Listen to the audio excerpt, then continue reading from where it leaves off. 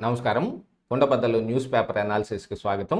ఈరోజు ఆంధ్రజ్యోతి, ఈనాడు, సాక్షి, ఆంధ్రప్రభలో వచ్చిన ప్రధాన వార్తలు, వాటి వెనుకున్న వాస్తవాలు తెలుసుకునే ప్రయత్నం ఈ వీడియోలో చేద్దాం. లేట్ చేయకుండా న్యూస్ అనాలిసిస్లోకి వెళ్ళిపోతే, ఈరోజు ఆంధ్రజ్యోతిలో ప్రముఖంగా వచ్చింది ఏపీ పిలుస్తోంది. నిన్న ముఖ్యమంత్రి చంద్రబాబు ఢిల్లీ వెళ్ళి అమిత్ షాని కలిశారు. ఆ తర్వాత సిఐఐ సదస్సులో కూడా పాల్గొన్నారు. అందులో 22 నెలల్లో 22 లక్షల కోట్ల పెట్టుబడులు అనే అలాగనే ప్రతి ఒక్కళ్ళు ఏపీలో ఒక పరిశ్రమను ఏర్పాటు చేయమని వాళ్ళని కోరటం కూడా జరిగింది. దానికంటే ముందుగా అమిత్ షా తోటి ఒక 45 నిమిషాల పాటు జరిగిన ఒక భేటీ చాలా ప్రాధాన్యతను సంతరించుకుంది. ఎందుకంటే ముందు రోజే నరేంద్ర మోడీ వచ్చి చంద్రబాబు నాయుడిని హైదరాబాద్లో ఆయన ఇంట్లో కలిసి వెళ్ళడం, అక్కడ ఒక గంట పాటు చర్చించటం, అక్కడ రాజకీయ గురించే మాట్లాడటం అనేది జరిగింది. దాంతోపాటుగా మరి ఢిల్లీ వెళ్ళిన తర్వాత అమిత్ షాను కూడా ఒక 45 నిమిషాల పాటు చంద్రబాబు నాయుడుతో మాట్లాడారు. అక్కడ పునర్విభజనపై ఏకాభిప్రాయానికి సహకరించండి చంద్రబాబుకు అమిత్ షా వినతి. ఎందుకంటే మరి ఈ నియోజకవర్గాల పునర్విభజన 131వ రాజ్యాంగ సవరణ బిల్లు ఏమైందో మనం పార్లమెంట్లో చూసాం. దానికి మళ్ళీ తీసుకుని రావటానికి, పునర్విభజన ఖచ్చితంగా చేయటానికి వాళ్ళు కూడా ఉపక్రమించినట్టు కనపడుతుంది. దానికోసం అందరితో మాట్లాడటానికి, ఎందుతోటి అజాత శత్రువులాగా ఉన్న వ్యక్తి మరి చంద్రబాబు కాబట్టి దేశంలో ఉన్న అన్ని ప్రతిపక్షాలతోటి మాట్లాడటానికి ఆయన సహకారం తీసుకుంటున్నారనేది కనపడుతుంది. ఇక్కడ ఢిల్లీలో 45 నిమిషాలు కీలక చర్చలు, తెలుగు రాష్ట్రాల్లో రాజకీయాలపై మంతనాలు, హస్తినకు వచ్చినందుకే షాను కలిశానన్న బాబు, వివరాలు ఏమీ లేవని మీడియాకు దాటవేత. హస్తినకు వచ్చినందుకే షాను కలిశారంట. మరి ఆ ముందు హైదరాబాదు వచ్చాడని మోడీ చంద్రబాబును కలిశారా? ఇందులో ఖచ్చితంగా ఇదేంటంటే తెలంగాణలో కూడా కూటమి ఏర్పాటు చేయటానికి, అలాగనే జిహెచ్ఎంసీ ఎన్నికల్లో కూటమి ఈ టీడీపీ, బీజేపీ, జనసేన కలిసి పోటీ చేసి ఇక్కడ హైదరాబాద్ని కైవసం చేసుకోవడానికి చూస్తున్నారు. బీజేపీ నేతృత్వంలో తెలంగాణలో కూటమి ఏర్పాటుకి ఇక్కడ సంసిద్ధత జరుగుతుంది. దాని గురించి చర్చించారు. దాంతోపాటుగా మరి అందరితో మాట్లాడి అందరిని ఒప్పించాలంటే మరి కావాల్సిందే కదా, చంద్రబాబు లాంటి వ్యక్తి కావాలి. మోడీ, అమిత్ షాలు మాట్లాడితే ఎవరు వింటారు? ప్రతిపక్షాలు వినేవాళ్ళు ఎవరు కరువైపోయారు.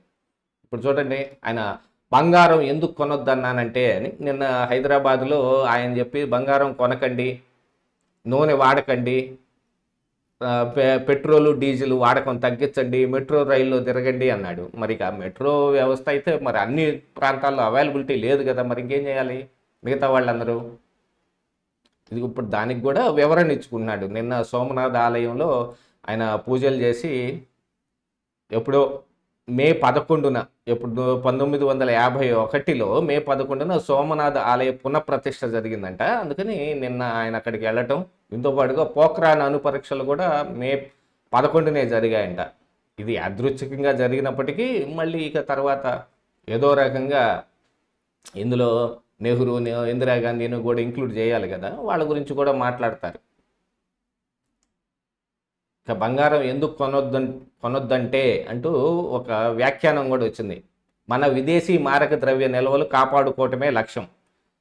ఏటా మన పసిడి దిగుమతి 700 నుంచి 900 టన్నులు. కిందటి ఏడాది ముడి చమురు, స్వర్ణం, వంట నూనెలు, ఎరువుల దిగుమతికి ఏకంగా 23 లక్షల కోట్ల వ్యయం. భారతదేశం మొత్తం దిగుమతులు బిల్లు 74 లక్షల కోట్లు. ప్రస్తుతం మన వద్ద ఉన్నది 9 నుంచి 11 నెలలకు సరిపడా నిల్వలే. అవి వేగంగా కరిగిపోతుంటే ఆర్థిక సంక్షోభంలోకి జారిపోయే ముప్పు. అందుకే దేశ ప్రజలకు పలు సూచనలు చేసిన ప్రధాని మోడీ. దీని మీద రాహుల్ గాంధీ కూడా ధీటుగా, మీకు చేతగాక జనాల్ని ఎవరిని ఏం చేయొద్దంటారా అని ఆయన కూడా ధీటుగా స్పందించాడు అనుకోండి. దాదాపుగా ఇవే అంశాలు ఈనాడులో కూడా ప్రముఖంగానే వచ్చాయి. రండి పరిశ్రమలు పెట్టండి, ఒక్కో పారిశ్రామికవేత్త ఏపీలో ఒకటైనా ఏర్పాటు చేయాలి. సిఐఐ వార్షిక సదస్సులో ముఖ్యమంత్రి చంద్రబాబు అలాగనే పక్కన అమిత్ షాను కలిసి వెంకటేశ్వర స్వామి విగ్రహాన్ని బహుకరిస్తున్న ఫోటో కూడా వేశారు. దాంతో పాటుగా ఇక్కడ సోమనాథ్ ఆలయంలో నరేంద్ర మోడీ, భారత్ ఎవరికీ లొంగదు, పోఖ్రాన్ పరీక్షలే ఇందుకు ఉదాహరణ. సోమనాథ్ ఆలయ పునరుద్ధరణకు నెహ్రూ వ్యతిరేకించారు. పటేల్ కృషి వల్లే పునర్నిర్మాణం సాధ్యమైంది. ఎక్కడ ఏది జరిగినా దానిలో తీసుకొచ్చి కాంగ్రెస్ పార్టీ మన హిందూ ధర్మానికి వ్యతిరేకంగా ఉంది అని చెప్పే విపరీతమైన కృషి ఈయన వచ్చిన దగ్గర నుంచి జరుగుతూనే ఉంది. ఇక దీంతో పాటుగా మరి మంత్రి లోకేష్ సింగపూర్ పర్యటన, దాని గురించి కూడా ప్రముఖంగా వచ్చింది. సింగపూర్ ఏపీ మధ్య డిజిటల్ వాణిజ్య కారిడార్ పైలట్ ప్రాజెక్టుగా ప్రారంభించండి, మిర్చి ఎగుమతులకు సహకరించండి, సింగపూరు ప్రభుత్వాన్ని కోరిన మంత్రి లోకేష్. ఇవే ఆంధ్రప్రభలో కూడా ప్రముఖంగా వచ్చాయి. పెట్టుబడులు పెట్టండి, సిఐఏ సదస్సులో చంద్రబాబు. Amaravati integrated township. దీంతో పాటుగా నీటి ప్రాజెక్టులకు నిధులు ఇవ్వండి. గోదావరి పుష్కరాల్లోపు పోలవరం పూర్తి, భూసేకరణకు ఒడిశాను ఆదేశించండి. ఏప్రిల్ 2 నాటికి కొత్త డయాఫ్రమ్ వాల్ నిర్మించాం. గ్యాప్ 1 గ్యాప్ 2తో చురుగ్గా earth cum rock fill dam పనులు. 297 నీటి వనరుల పునరుద్ధరణకు 285 కోట్లు ఇవ్వండి.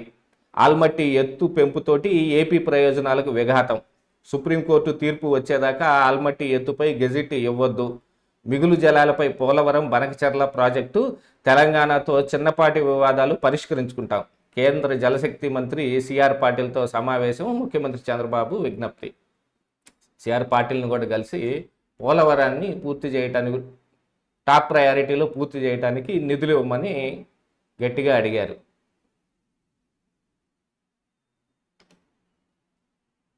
దాదాపుగా ఇది మెయిన్ పేజీలో వచ్చిన వార్తలు ఇవే. దీంతో పాటుగా నిన్న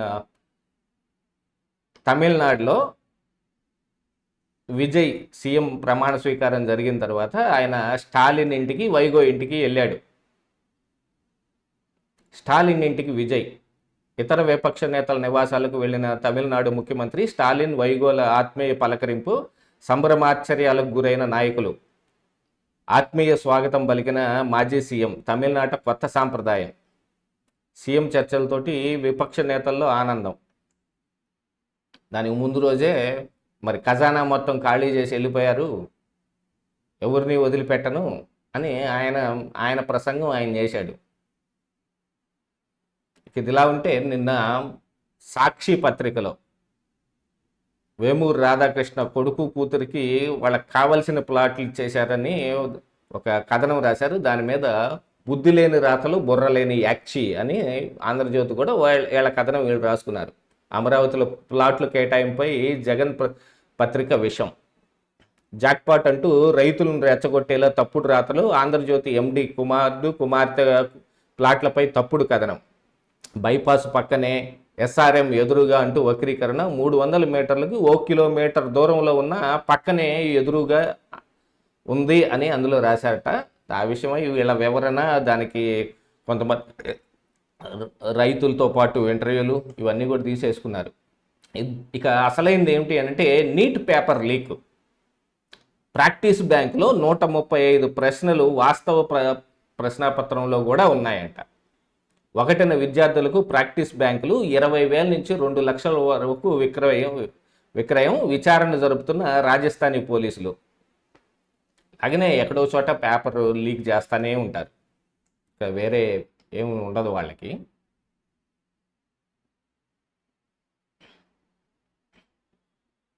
ఇక న్యాయవాదులు, న్యాయ వ్యవస్థ మధ్య వివాదాలు పరిష్కారానికి కమిటీ.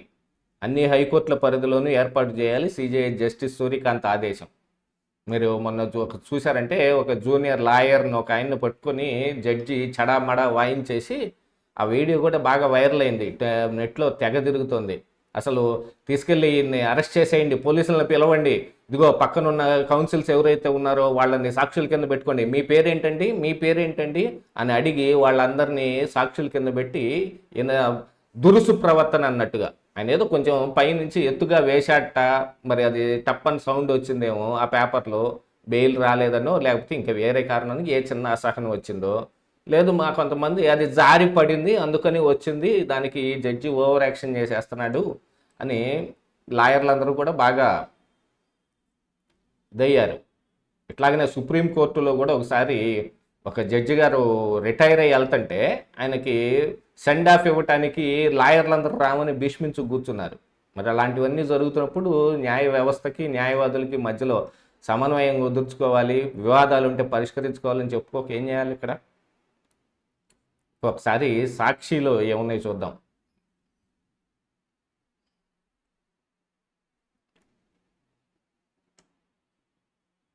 శ్రీవాణి సొమ్ములు పచ్చమూట పాలు, టెండర్ లేకుండానే గ్రామాల్లో ఆలయ నిర్మాణానికి గ్రీన్ సిగ్నల్, స్థానిక ప్రజాప్రతినిధుల ద్వారా పనులు చేపట్టాలని సీఎం ఆదేశాలు. అలాంటి ఆదేశాలు ఏ రోజన్నా చంద్రబాబు ఇస్తాడా? వీళ్ళకి ఏ మాత్రం కొంచెం సిగ్గు శరం కూడా ఏముండదు. ఇక్కడ ఈ చిత్రం ఇక్కడ చూడండి. వైఎస్ జగన్ ప్రభుత్వ హయాంలో శ్రీవాణి ట్రస్ట్ నిధులతోటి ఆలయాల నిర్మాణం ఇలా అంటూ ఒకటి రాశాడు. గత ప్రభుత్వంలో మంజూరు చేసిన మొత్తం ఆలయాలు 4111, పూర్తయిన ఆలయాలు 622, పురోగతిలో ఉన్న ఆలయాలు 1765. ఇక పనులు ప్రారంభ దశలో ఉండగా చంద్రబాబు సర్కార్ రాగానే రద్దు చేసిన ఆలయాలు 1724. పనులు ప్రారంభ దశలో అంటే ఏంటి? ఎక్కడ రేపు మొదలు పెట్టేస్తామండి అని చెబుతారా? దాన్ని ప్రారంభ దశ అనాలా? దానికి భూమి పూజ చేయటము, దాన్ని స్టార్ట్ చేయటము, ఇవన్నీ కూడా ఏం కాదు. అవి పేపర్ల మీద ఉన్నాయి, అక్కడ అలాట్మెంట్ జరిగింది, వాటిని రాగానే వాటిని రద్దు చేశారు. మరి 622 పూర్తయినాయి అంటున్నారు ఆలయాలు. పురోగతిలో ఉన్న ఆలయాలంటే కట్టడం మొదలుపెట్టి అది పునాది దశలో ఉండనివ్వండి, పైన గోపురం దశ దాకా రానివ్వండి, అదే కదా మరి పురోగతి అంటే. మరి ఈ మధ్యలో ఇక్కడ పనులు ప్రారంభ దశలో ఉన్నాయని ఎందుకు వస్తారు? ఒక చాలా దిక్కుమాలిన వ్యవహారాలన్నీ సాక్షిలో మనం బాగా చూడవచ్చు. 1724 క్యాన్సిల్ చేశారు, అది వీళ్ళ కడుపు మంటగా ఉంది. ఇక నేడు అనంతపురం జిల్లా పామిడికి వైఎస్ జగన్, ఆయన నిన్న వచ్చినట్టున్నాడు లండన్ నుంచి. మరి ఏమి హంగు ఆర్భాటం, పెద్ద హడావుడి ఏం లేదు. అసలు జగన్ వేసుకున్న చొక్కా చూసారా, జగన్ వేసుకున్న బూట్లు చూసారా? ఏంటో వీడియోలు పిచ్చి పిచ్చిగా వస్తుంటాయి. మరి ఏం హడావుడి? ఆ పిచ్చి వీడియోలన్నీ లేకుండా సైలెంట్గా వచ్చేశారు. వైఎస్ఆర్సీపీ అధ్యక్షుడు వైఎస్ జగన్మోహన్ రెడ్డి మంగళవారం అనంతపురం జిల్లా పామిడిలో పర్యటించనున్నారు. ఏడీసీసీ బ్యాంకు మాజీ చైర్మన్ ఎం వీరాంజనేయులు కుమార్తె Likhitha, YSRCP MLC doctor A Madhusudan కుమారుడు చైతన్య మిత్రుల వివాహం ఇటీవల జరిగింది. మంగళవారం ఉదయం 11 గంటలకు పామిడిలో వీరాంజనేయులు నివాసానికి ఏర్పాటు చేసిన వివాహ రిసెప్షన్కు వైఎస్ జగన్మోహన్ రెడ్డి వెళ్ళి పాల్గొంటారు. దీన్ని రిసెప్షన్కి పాల్గొనటం అంటారు, అటెండెన్స్ ఆఫ్ రిసెప్షన్ అని. అక్కడ పర్యటించనున్నారు. ఏం రాస్తారో వాళ్ళకే తెలియదు. ఇక మోదీ పొదుపు మంత్రం ఎకానమీకి శుభసూచకం. బంగారం, క్రూడు భారం తగ్గుతోంది. దిగుమతి బిల్లులు దిగిరావడం సానుకూలం. దేశం నుంచి డాలర్ల ప్రవాహానికి చెక్కు. ఫోరెన్సిక్ నిల్వలు దన్ను. రూపాయి పతనానికి అడ్డుకట్ట. మోడీ ఏం చేసినా ఇక వీళ్ళు సై సై అని అంటానికి తప్ప వేరే ఎందుకు పనికిరారు. కనీసం దాన్ని ప్రశ్నించడానికి కూడా రాదు. గతంలో ఇదే జరిగింది. ఇదిలా ఉంటే అన్నా డిఎంకేలో చీలికలు, ఇది దాదాపుగా అన్ని పత్రికల్లో వచ్చిందనుకోండి. తమిళనాడు అసెంబ్లీ వేదికగా పార్టీలో విభేదాలు బహిర్గతం. పళనిస్వామిపై వేళుమని వర్గం తిరుగుబాటు. తమ వర్గం నుంచే పార్టీ శాసనసభ పక్ష నేత ఎన్నుకోవాలని డిమాండ్. యాక్చువల్గా పళనిస్వామికి 15 మంది ఎమ్మెల్యేల మద్దతు ఉంది, అట్లాగే వేలుమణికి ఇంకా ఎక్కువే ఉంది దానికంటే. కానీ పళనిస్వామిని శాసనసభ పక్ష నేత చేయాలి అనే ఒక డిమాండ్ అయితే ఉంది. ఎందుకంటే కాకపోతే లీడ్ ఆయనే కాబట్టి ఆయన్నే చేస్తారనుకున్నారు. మొన్న ఈ డిఎంకే ఏఐడిఎంకే రెండు కలిసిపోతున్నాయి, ద్రవిడ పార్టీలు రెండు కలిసి ప్రభుత్వాన్ని ఏర్పాటు చేస్తాయి అనుకున్న దాంట్లో కూడా పళనిస్వామి ముఖ్యమంత్రి అవుతాడని. అది తప్పిపోయేటప్పటికి ఇక వేలుమణి, యాక్చువల్గా ఇప్పుడు వేలుమణి ఒక 25 మందితోటి చీలిక తీసుకొస్తాడు, టీవీకే తోటి కలుస్తాడు అనే వార్తలు కూడా బాగా వస్తున్నాయి. ఇక బాబు బినామీలకు ప్రైమ్ ప్లాట్లు, రైతులకు పాట్లు. మాజీ మంత్రి పేరు నాని ధ్వజం. అదే ఇందాక ఆంధ్రజ్యోతిలో చూసింది, అది ఆంధ్రజ్యోతి వాళ్ళకి ప్లాట్లు కేటాయించారని. రెండో దశ ల్యాండ్ పూలింగ్కు మేము వ్యతిరేకం, రైతుల తరపున వైఎస్ఆర్సీపీ పోరాడుతోంది. పోరాటం ఏంది, ఆల్రెడీ వాళ్ళు నిన్న ఈశ్వర్ రెడ్డి అనే ఒక రైతుతోటి మొత్తం సమావేశం చేశారు. రేపు 20వ తారీఖు సభ కూడా నిర్వహిస్తారనేది ఒకటి కనపడుతోంది. ఇదిలా ఉంటే పెట్రోలు డీజిల్ రేట్లు పెరగబోతున్నాయి, అది ఖచ్చితంగా కనపడతా ఉంది.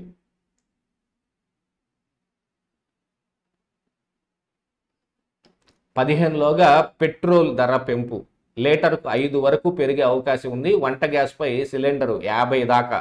మళ్ళీ వర్క్ ఫ్రమ్ హోమ్ దిశగా ఐటీ. అప్రకటిత లాక్డౌన్ అనుకోండి, ఇక వర్క్ ఫ్రమ్ హోమ్ చేయండి, పెట్రోల్ డీజిల్ వాడకండి, ఎక్కడికి తిరగబాకండి, మీ ఎక్కడికన్నా వెళ్ళేటట్టయితే కారు స్కూటర్ తీపాకండి, మెట్రోల్లో వెళ్ళండి, సిటీ బస్సులు ఎక్కండి, నూనె తినకండి, దేశాన్ని శుద్ధి చేసిన వాళ్ళు అవుతారు, దేహాన్ని శుద్ధి చేసిన వాళ్ళు అవుతారు. ఇవన్నీ మోడీ ప్రవచనాలు. మార్కెట్ క్రాష్, సెన్సెక్స్ 1313 పాయింట్లు పతనం, 6.16 లక్షల కోట్ల సంపద ఆవిరి.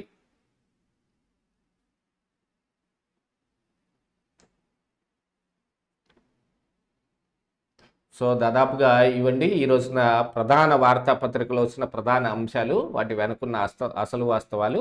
మళ్ళీ రేపటి ఎపిసోడ్లో ఖచ్చితంగా కలుద్దాం. మళ్ళీ అన్ని న్యూస్ అనాలిసిస్ చేసి దాని వెనకున్న అసలు వాస్తవాలు మీ ముందుకు తీసుకొచ్చే ప్రయత్నం ఖచ్చితంగా కుండబద్దలు చేస్తుంది. మళ్ళీ రేపు కలుద్దాం.